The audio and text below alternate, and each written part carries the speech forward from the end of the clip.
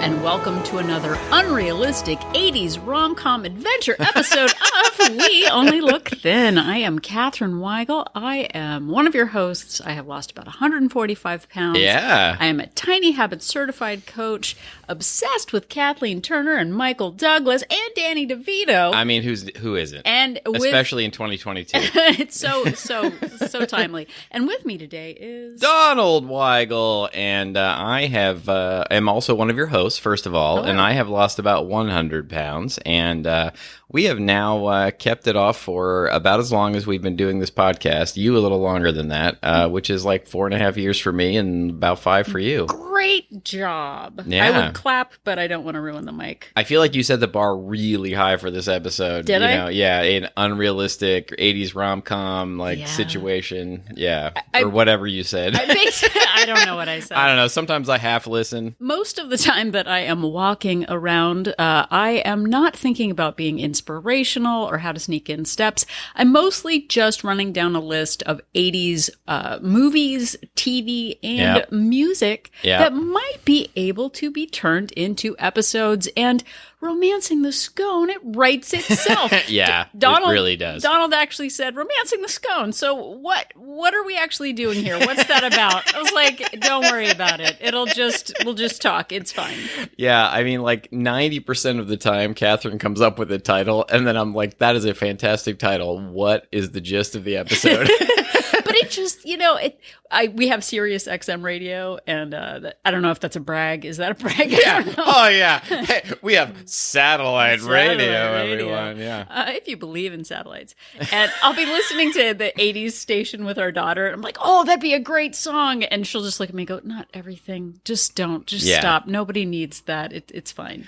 It's funny. I had actually had to look because I thought maybe we had already done a Romancing the Scone episode. Because it seems like it's right there. It's like it's right there. Well, and every song or show that starts with what is like, I can just turn it into Walt. So like, Walt's love got to do with it. What? That's not a thing. Yeah. Or, Hungry Like the Walt. It's perfect. So you may see those down the road. If you, dear listener, have any good ways that we can just sneak Walt into something, please let us know. Yeah, please let us know. We would like your suggestions as well. Yeah. So, Romancing the Scone, other than being an Eddie Grant song and a movie with those three aforementioned actors in it from the 80s, what are we talking about? How are we going to spin this into an episode? Yeah. Well, I, for one, definitely romanced a few scones in my life. Yeah. During our marriage. Yeah. Maybe even before. And, I think that a lot of us have grown up and been told over and over again that food is love. Yes. And that we maybe not romantically romance the food, but certainly we've all had those situations. Well, I assume we all have had those people in our lives who express their love by giving us food. Yeah. And that we would oftentimes feel that if we didn't accept that food, they would get upset at us and feel as if we didn't love them. Yeah. Yeah. And a lot of us grew up equating love and family with food. Oh, for sure. I mean, and so many things. I mean, I'm going to blame Chef Boyardee. No, I'm not. No, but I was just thinking back. He loved me so much. Like, if my mom actually, I never got to, okay, this is a whole different thing. I always wanted Apple Jacks cereal.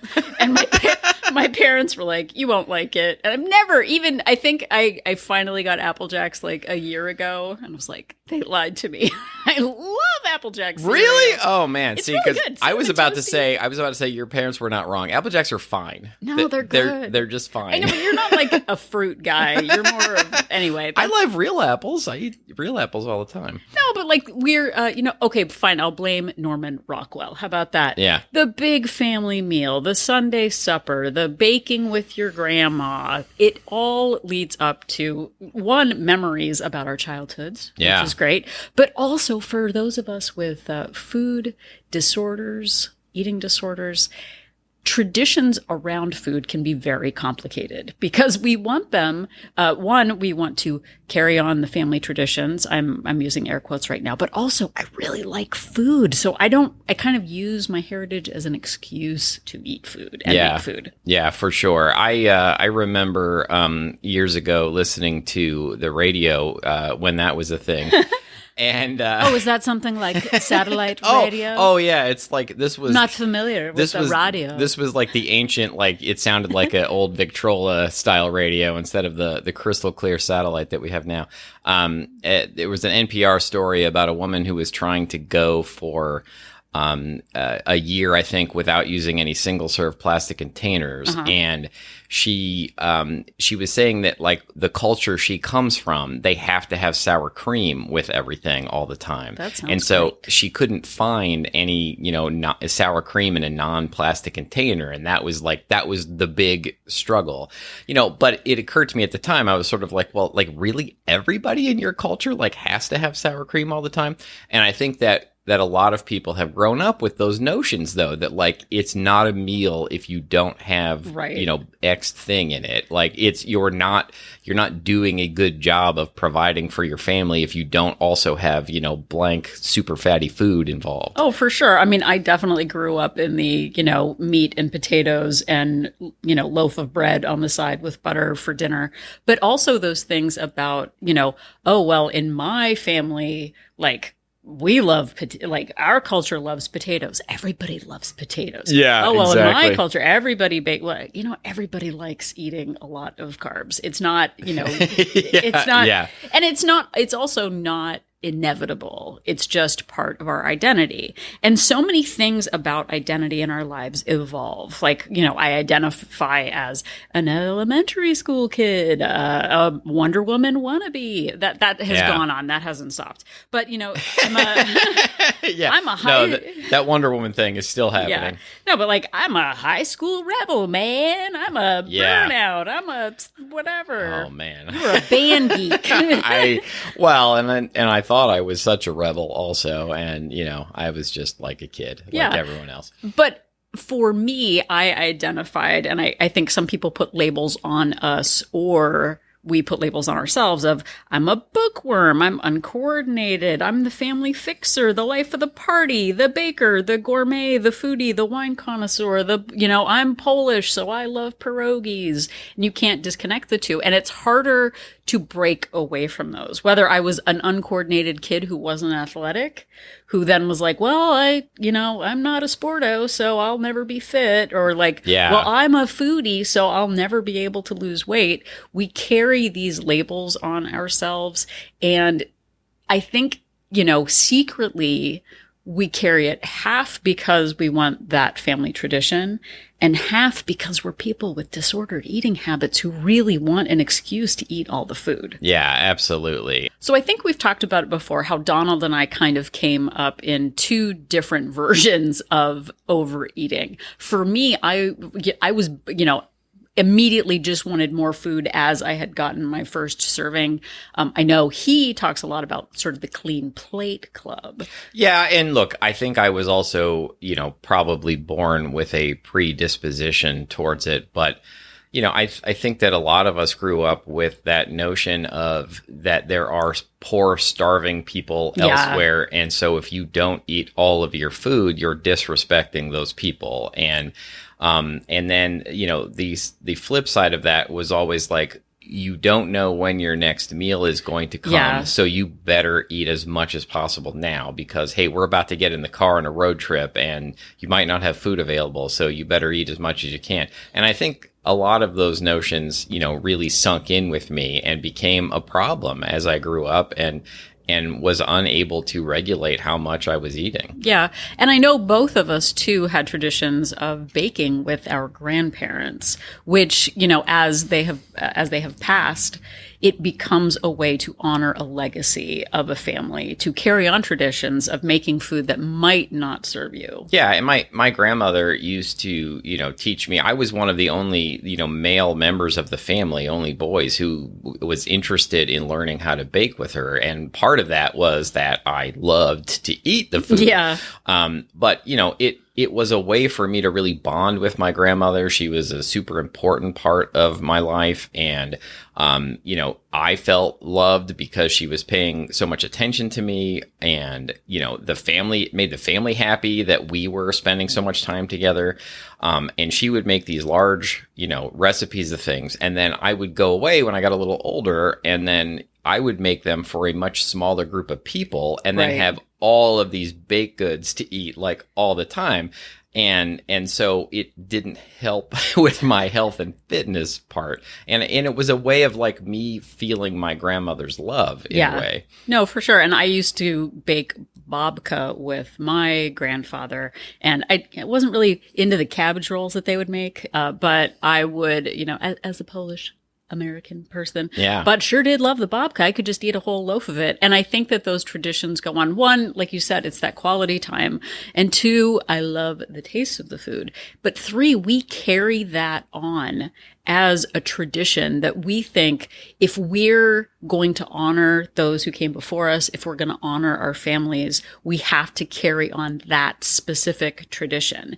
And your grandmother was, when I knew her, was rail thin, and she gave away all of her baked goods. But for us, I remember you made those delicious buns one time, and we like a batch of 36 delicious I was going to say, I think a batch was at least a few dozen of them, and there was just the two of us here, and so we were eating these like homemade rolls for breakfast, lunch, and dinner for a couple of weeks to make sure they didn't go to waste. No, I can't because that would be a sin. I'm making air quotes with my fingers on a podcast, but yeah. But you found a cool article about food and family. And there's a website called goodtherapy.org, and a woman named Deborah Klinger wrote an article called "If Food is Love, How Do I Love Myself?" Oh, dang. That's all we need to say about it. Which, even the title is is really sort of an eye-opening line.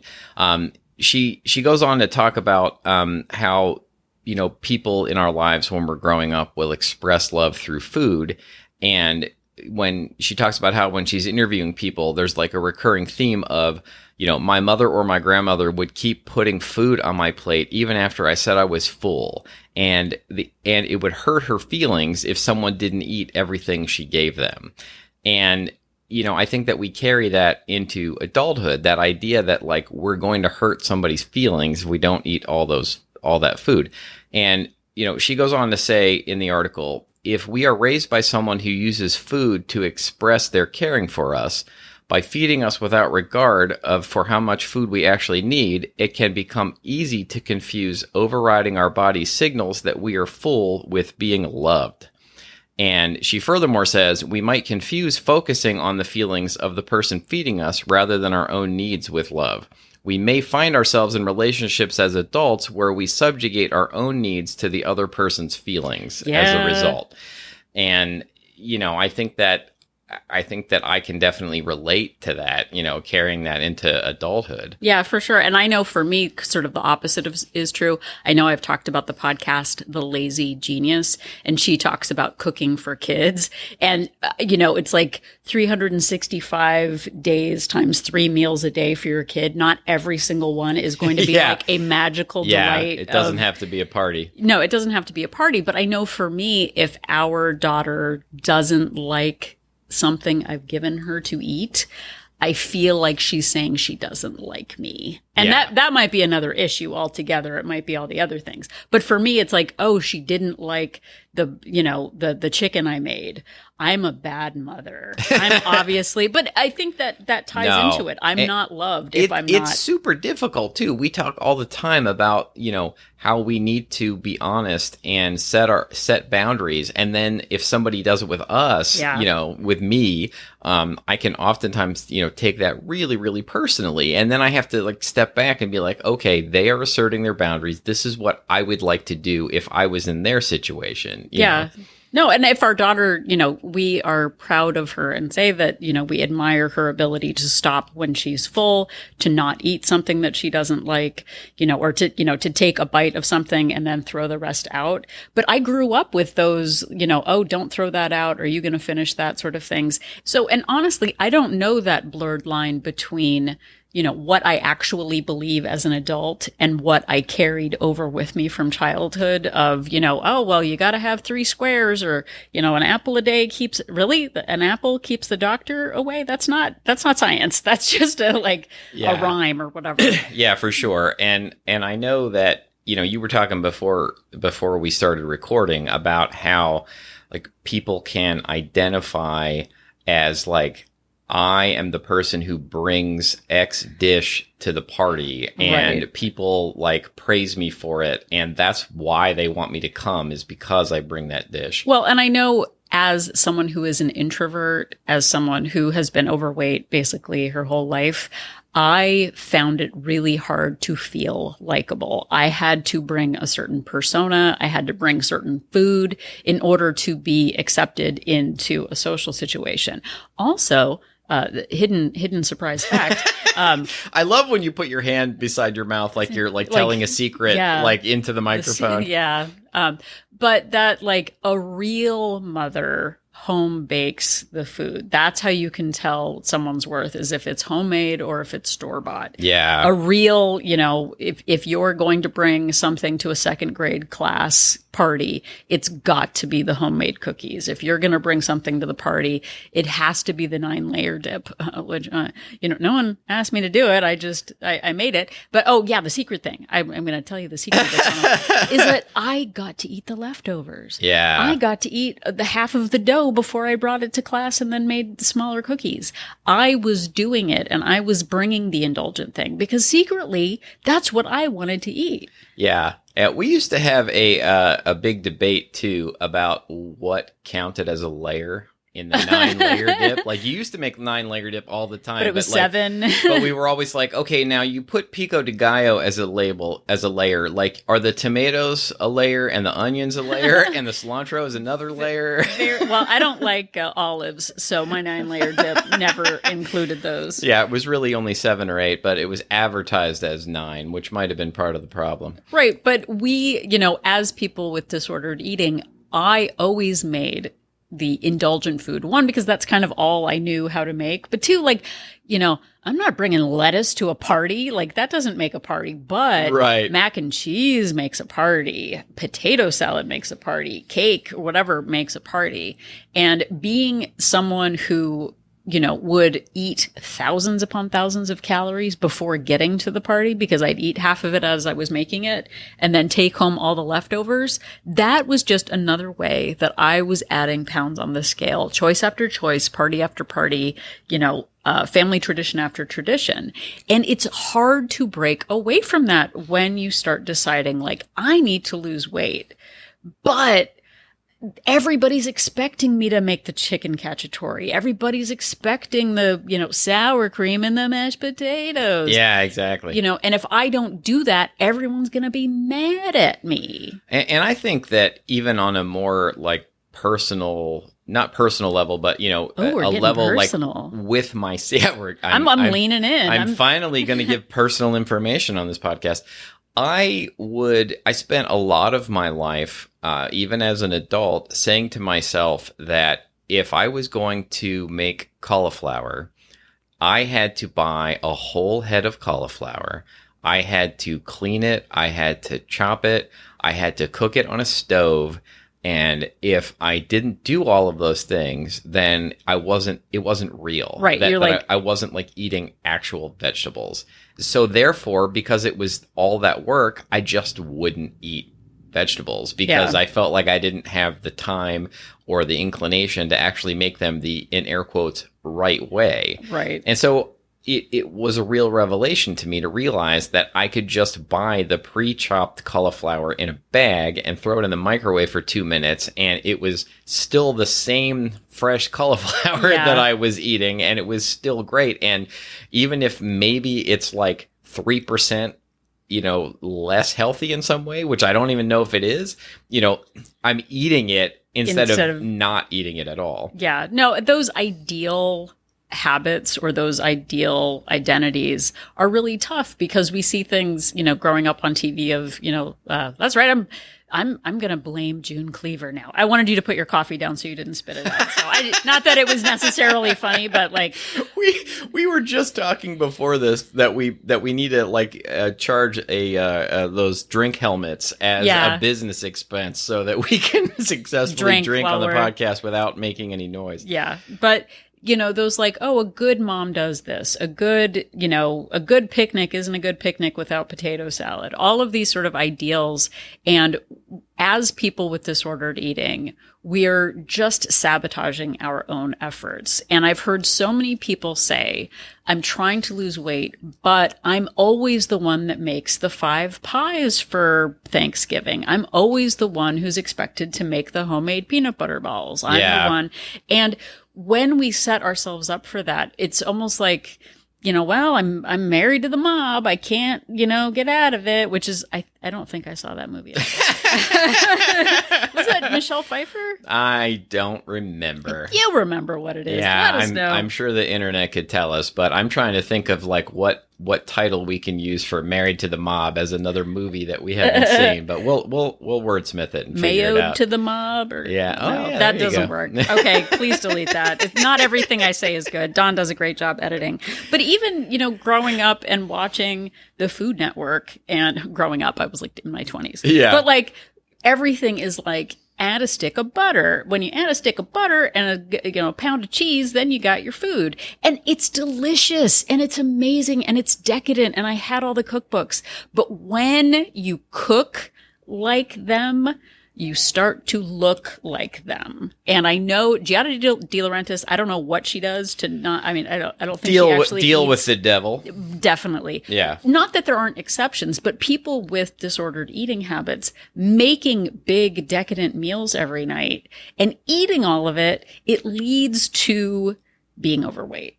And I had to disconnect myself from that, like, well, if I'm a really good hostess, if I'm a good wife, if I'm a good grown-up adult, I'll make these indulgent meals. And it means I'm more of a grown-up if I do. I took a cooking class with a friend at Sur la Table. Oh, name dropping.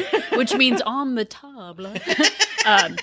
But at one point we did a bread class and we did scones and biscuits. She was like, okay, after every class, make sure you go back and actually practice these at home. Sure, she made chicken and rough. She made fish and she made whatever, but I just focused on perfecting the biscuit. So I would come home after class and make delicious biscuits and scones. And then I would turn to my dear husband and I would say, dear husband, would you like a scone? And I would say, no, thank you. He wasn't really into scones. That wasn't his thing. He's like, nah, I'd rather eat something else. Well, and also there's always been this, like, I've said this before, but I did, keto Atkins a couple of times. And so I had this like demonization of bread problem. Yeah. And so like I thought that if I was skipping, things that were made of flour, that I was, being healthy, but then I would go and eat. Yeah, I would eat like all kinds of other like things that were, making me overweight. So I would bake, or maybe he'd have one to be polite, but then I would eat a tray of scones. I would eat a tray of biscuits. And guess what? I got up to almost twice as much as I weigh right now. And I didn't know how. I make it. It's wholesome. It's homemade. There are no preservatives. Yeah. There's no preservatives. How am I gaining weight?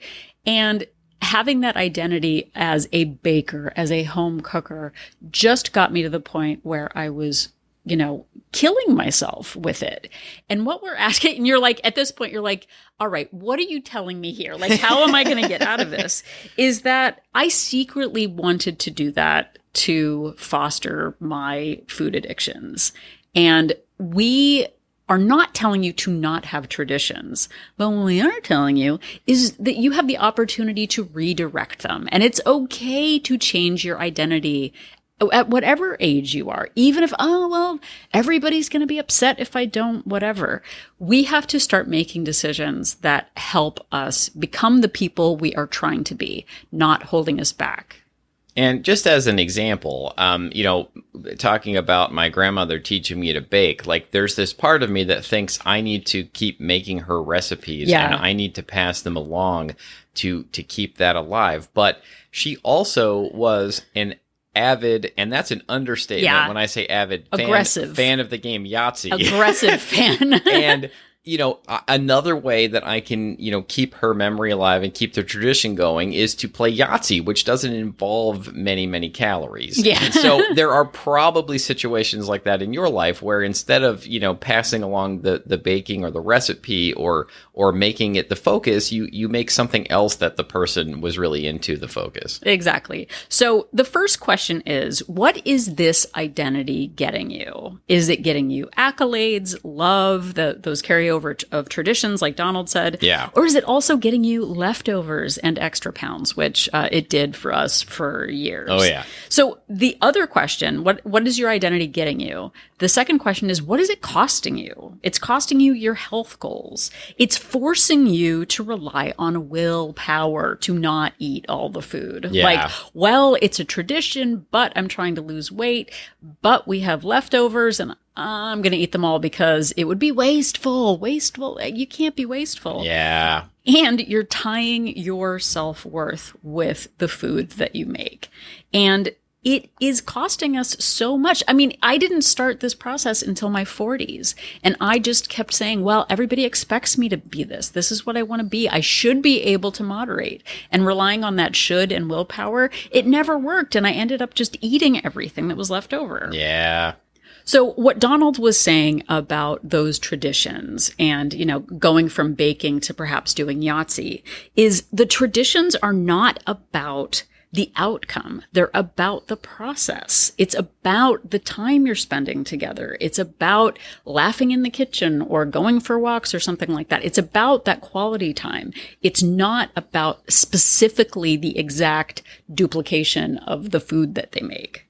And part of this is realizing that if you don't make your signature dish and you show up at the party, the people there are still going to love you and still be happy to see you. Yeah. And, it's not about the dish that you're bringing. It's about bringing yourself. And I know that is hard to accept sometimes. And, listening to this one podcast may not just magically make you understand and accept that, but it will still be a fun gathering because you're there. It will still be Christmas or whatever holiday, even if you don't make your, 4,000 calorie surprise that you always make. Like, really, these events are about family and friends and the conversation and the times. And they don't have to be food centric all the time. And that is really hard to adjust to, but it is true. Yeah. And especially if you're trying to break, we become like the people we're around. And if you are working on breaking a cycle of traditions that don't serve anyone in your family, you have the opportunity to switch some things up. And we're not saying that it's super easy at first to do it, but just going back a second, can you imagine someone coming to your door and you're like, oh, you didn't bring your brownies? The party's canceled. I forgot. Why don't you go back home until those brownies show up? Yeah. Why don't you just go double check in your oven to see if they're there? See if maybe if you spend another hour or two in your kitchen, you might find them. Well, and going back to our episode 365 surprises, if you make every single meal or event like a 4 million calorie party, you're going to pay the price for that. We're not saying give up every single tradition, but decide which are super duper important to you. If your grandmother made 10 different amazing dishes, maybe pick one that you'll keep around for one holiday, not every holiday. But it's about exchanging one tradition to maybe having a different tradition, again, that still has the creativity, the time in the kitchen, the fun with the kids. It's not like you have to keep up every single thing, especially because you got disordered eating habits. So I'm whispering again. Because it's a secret. But I will start with one tradition. I'll go back to the babka tradition that I did with my grandfather. What my dad has done, he has carried on the tradition of my grandfather's garden, which he was super proud of. He was an amazing gardener. Yeah. And my dad now every year makes, he grows tomatoes and he makes amazing relish. Like, I know that maybe you don't know what a relish is, but these like chili sauces and tomato sauces, and he cans them and jars them and gives them to us as Christmas gifts. And it is like treasured, like, it is so delicious. It's so good. Sadly for my wife, I can eat an entire jar of it in about 3 days. Yeah, it's basically like gazpacho. like once it's open, I pretty much destroy it like immediately. Yeah. So instead of, raisin babka, my dad is carrying on the tradition with the relish, which is delicious. It pays homage to our heritage. It's a wonderful process, but it doesn't have that caloric, punch that making loaves of bread for everybody. Because I don't eat the whole loaf of bread for sure. Yeah, for sure. And for me also, it's that like going from making like I'm the 9-layer dip gal, I went and started making, especially for summer events, slicing up a watermelon and putting strawberries and blueberries on a tray. It's beautiful. And I still get that like impact visually of having something that looks really good, that's super tasty, that fits into my plan. And it, and it doesn't sabotage my efforts. And it's still something, it's a lovely presentation. For sure. And in winter, we were winter in California, it was like 80 degrees outside. Yeah. But we were invited to a Thanksgiving event a number of years ago, and I found a really delicious autumn salad to make. I know you're like, nobody makes friends with salad, but it was really delicious. It was so good. And, being able to modify and try out new things, you can still bring and, be festive without necessarily that caloric impact. And we've talked about it before. If we go back to holidays for candy, it's like, oh, well, for Halloween, I'm going to get all the kids' favorite candy. I'm going to get, for Easter, I'm going to get the candy. For whatever, I'm going to get the candy. I can also buy candy that I don't like. Like, I wouldn't eat a Twizzler if you paid me. Yeah. I could work in a Twizzler factory. Yeah. And like, I'm always glad when there are things that I don't like. It's I love so many things that I, have trouble avoiding that I really am happy when I don't like something. Exactly. But, you can buy things that aren't necessarily your must go-tos, because if every day is a party, you're going to pay that price on the scale. Well, also, we've talked about this at the holidays. It's like the kids love making cookies. If they don't make cookies, they're not coming to Christmas. Like, Santa Claus won't come. Why even bother? But you can do things like make gingerbread houses that you don't eat. If you're fine with that. I don't like gingerbread, so it's fine.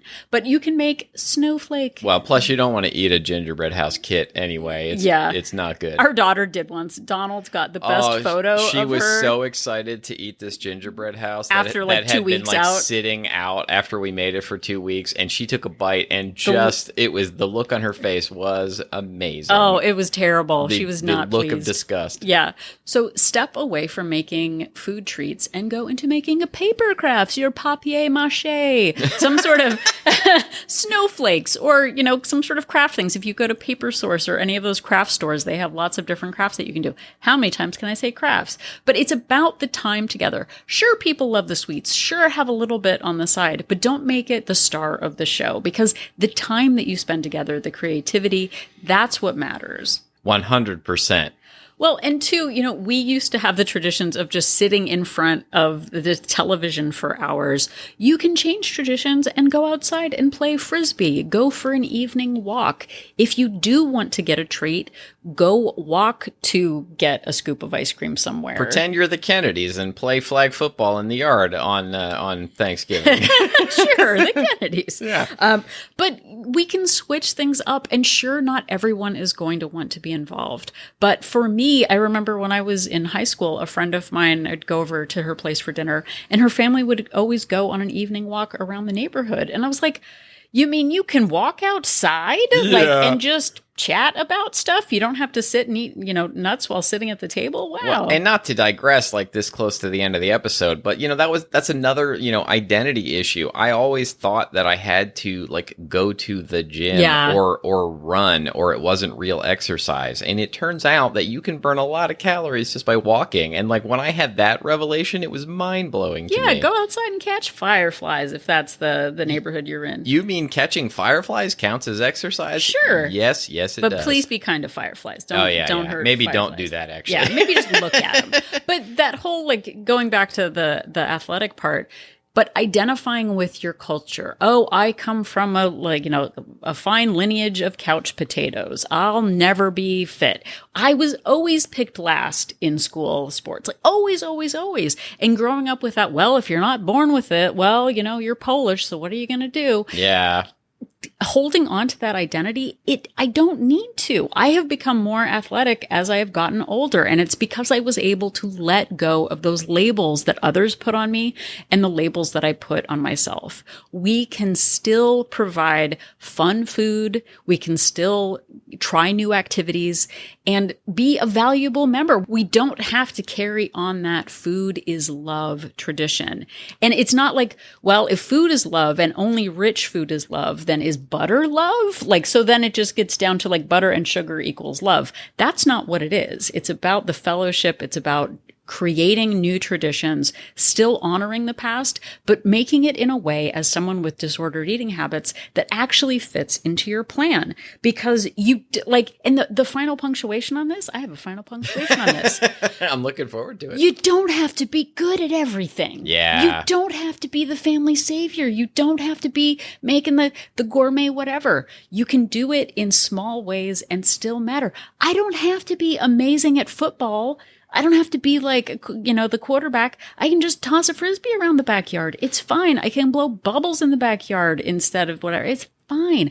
I can just deliver fruit and not be the, family pariah. Yeah, trust me. Look, I've spent my whole life not being good at everything. You really can do it. And if we can do it, you can do it too. So let go of that idea that you are the beloved baker of the family, that you are carrying on these family traditions that are so important, because we're paying that price on the scale, choice by choice, day by day. Select those specific times and those specific foods that really matter to you, that on rare occasion you make a part of your tradition, but add in new traditions that will help your future generations. I'm not even kidding with this. Make new generations appreciate fresher foods, more calorically appropriate foods, games of Yahtzee. The kids love the Yahtzee. Isn't that the dance they do for Fortnite, the Yahtzee or whatever it's called? It's the Yahtzee. Because we pay a price for every decision that we make. What are those traditions getting you? And what are they costing you? Because letting go of some of them can really help you achieve the goals that you want. So instead of romancing the scone, you can romance the skipping stones on the lake with your family. That was terrible. Oh my gosh. Oh no. I didn't practice that. Does anything else rhyme with stone? No. We're just gonna move on. But please, as you're the stone fruit. There we go. As you're nope. Too late. As you are letting go of your other identities, please hold on to the identity you have as someone who listens to this podcast religiously. Not everyone has to be good.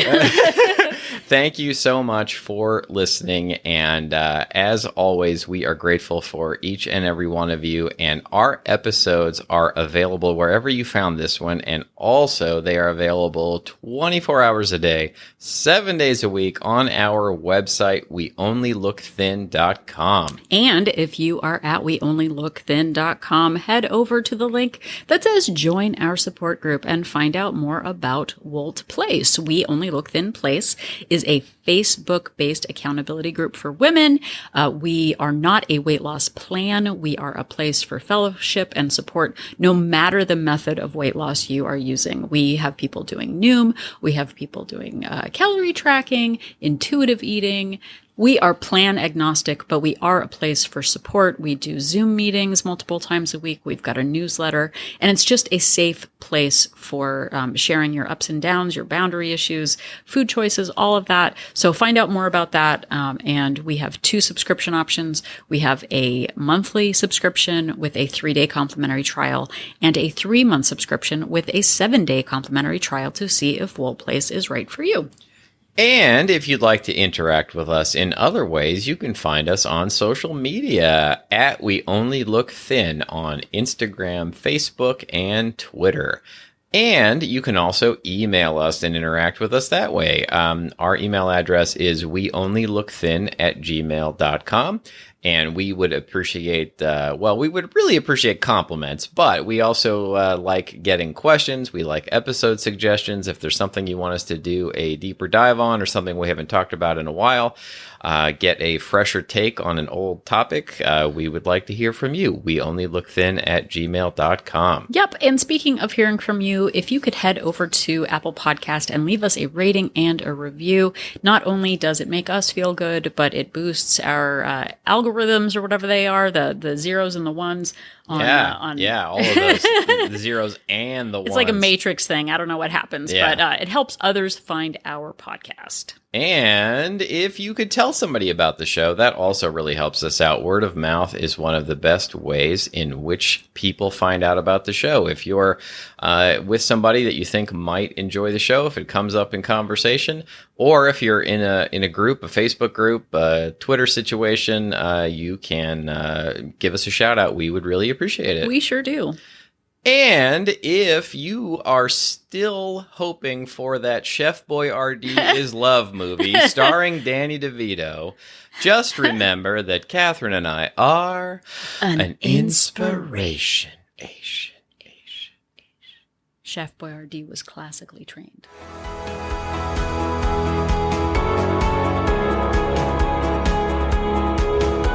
The information that you hear on this podcast is for informational purposes only. The hosts are not medical professionals. You should always consult with your doctor, nurse, or other certified health professional before beginning any diet or fitness program.